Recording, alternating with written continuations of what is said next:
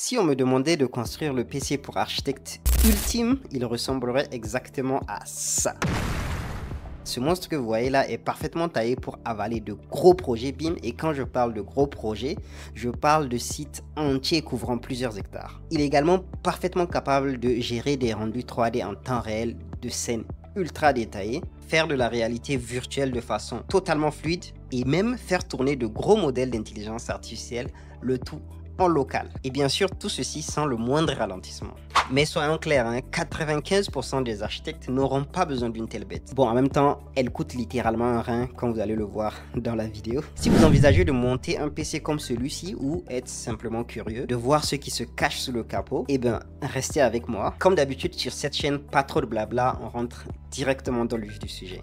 C'est parti. Alors, avant de vous montrer la config, petite mise en contexte. Contrairement au PC portable, un PC de bureau, on choisit ses composants soi-même. Mais attention, on ne se contente pas de choisir des composants au hasard. Chaque élément doit être pensé pour répondre à un besoin précis et surtout fonctionner parfaitement avec les autres. En fait, le montage d'un PC de bureau, c'est comme un jeu de puzzle. Chaque pièce doit pouvoir s'emboîter les unes avec les autres. Étant donné que l'objectif était de construire le PC pour architecte ultime, j'ai choisi les meilleurs composants de chaque catégorie, à quelques exceptions près. Sur ce, je vous affiche ici la configuration. N'hésitez pas à mettre pause dans la vidéo si vous souhaitez prendre des notes. C'est bon. Je ne vais pas m'étaler sur tous les composants, je vais m'étaler sur les trois plus importants, à savoir le processeur, la carte graphique et la mémoire. On commence par le processeur. Au cœur de cette machine, on trouve un processeur de chez Intel, le Core i9 14900K. C'est une véritable bête, autant en calcul mono comme multithread. Avec ce processeur, la modélisation sur les différents logiciels BIM est très fluide, même sur de très grosses scènes, ce qui en fait le processeur parfait pour les gros projets. Et il est également parfait pour la simulation et pour tout ce qui est rendu CPU. Les logiciels de rendu qui se basent sur le CPU tendent à disparaître avec le temps, mais il en existe encore comme V-Ray qui tourne en partie sur les CPU, donc c'est toujours intéressant à voir. Les connaisseurs me diront pourquoi tu n'as pas pris un Intel Core Ultra 9. Eh bien, les tests et les benchmarks sur internet sont partagés sur le sujet. Sur certains tests, le Core i9 s'avère plus performant et dans d'autres, c'est le Core Ultra 9. Dans le doute, je me suis basé sur la valeur sur le Intel Core i9 que l'on utilise tous depuis des années et qui est parfaitement optimisé pour les logiciels d'architecture. Pour la mémoire RAM, j'ai pris du 128 Go de RAM. En réalité, 128 Go, c'est un peu trop. Personnellement, je travaille la plupart du temps sur mon PC portable avec 64 Go de RAM et il m'arrive très rarement de la saturer.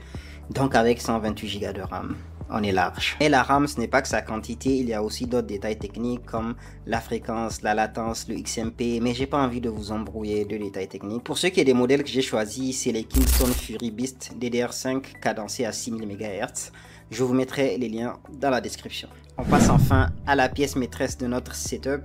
J'ai nommé la carte graphique. Et là, sans surprise, c'est la Nvidia RTX 5090 qui est juste énorme. Énorme d'abord par son prix qui avoisine les 3000 €. Combien? Rien que ça. Mais aussi énorme par sa taille et son poids. Elle est vraiment gigantesque cette carte graphique, j'ai jamais vu ça. Mais aussi énorme par sa consommation électrique. Vous la sentirez vraiment passer sur votre facture d'électricité. Cette carte a un TGP de 575 watts. Certains tests ont même montré des pics de consommation atteignant les 900 watts. Pour la comparaison, un micro-ondes c'est environ 1000 watts. C'est pour vous dire, c'est abusé. C'est complètement abusé. Mais bien sûr, elle est aussi énorme en termes de performance. C'est juste la meilleure carte graphique du moment. En tout cas, dans la catégorie GeForce. Et elle fait littéralement tout tourner. Tout. Il s'agisse de logiciels de rendu comme V-Ray, Twinmotion, Lumion, D5. Sur des grosses scènes ultra détaillées, ça sera toujours fluide, sans latence.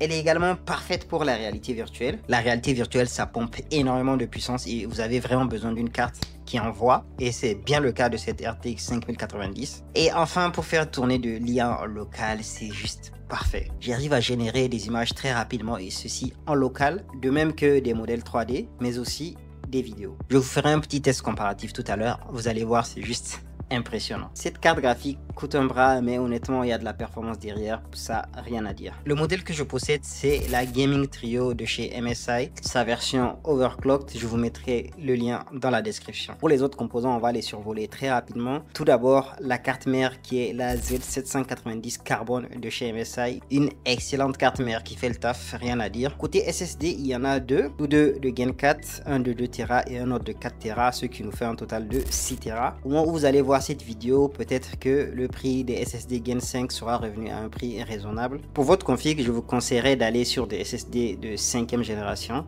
en vous assurant bien sûr que votre carte mère soit compatible avec ces derniers. Pour le refroidissement, on a du water cooling sur le CPU, donc un Core Matrix 360, et l'alimentation, c'est une alimentation de Thermalright, une alimentation Platinum de 1650 watts. Et enfin, pour couronner le tout, on a un boîtier Creator 400M de chez MSI.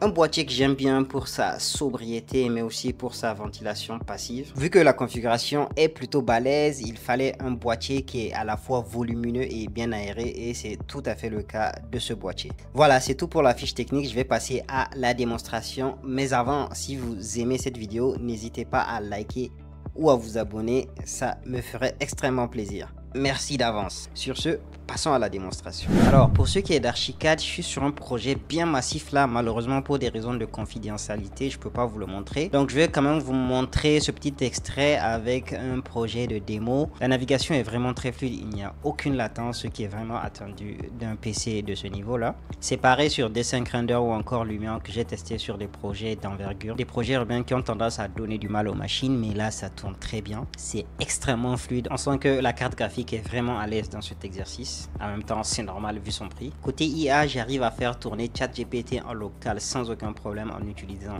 Ollama. Je voulais par exemple demander de me rédiger un prompt que je vais utiliser pour générer une image dans Comfy AI. Il me l'a généré en moins d'1 minute. J'ai copié ce prompt dans Comfy AI et j'ai lancé une génération de 4 images pour voir ce que ça donne. Alors pour ceux qui s'y connaissent en IA, j'ai utilisé le modèle Flux dans sa version Schnell qui permet d'obtenir des images de qualité ultra rapidement, et voici le résultat. Donc j'ai obtenu ces 4 images en exactement 12 secondes, soit à peu près 3 secondes par image. C'est juste exceptionnel. Sur mon ordinateur portable qui dispose quand même d'une 4080, la même génération m'aurait pris 60 secondes. Donc c'est à peu près 5 fois plus puissant. C'est juste extraordinaire. Si vous voulez faire du lien en local, une 5090, c'est juste le Graal absolu.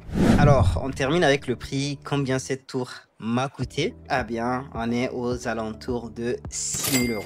Mais avant de paniquer, mon cas est plutôt spécial. Une bonne partie, environ je dirais 25%, est partie dans la livraison et tout ce qu'il y a autour. Si vous habitez en France ou en Europe de façon générale, cette configuration devrait tourner aux alentours de 4 500 €, voire 5 000 €. Ce qui la rend un peu plus abordable. Mais ça reste quand même un sacré budget. Mais comme je le disais en début de vidéo, cette tour n'est absolument pas pour tout le monde. Elle est destinée à une cible, à un marché bien particulier. Si une vidéo pour des tours un peu plus abordables vous intéresse, n'hésitez pas à me le dire en commentaire. Et voilà, ainsi prend fin cette vidéo. J'espère qu'elle vous a plu. Si c'est le cas, le like, l'abonnement. Et si vous souhaitez monter une tour pareille pour vous-même, vous trouverez tous les liens dans la description. C'était Isaka et je vous dis à très bientôt pour une prochaine vidéo. Ciao.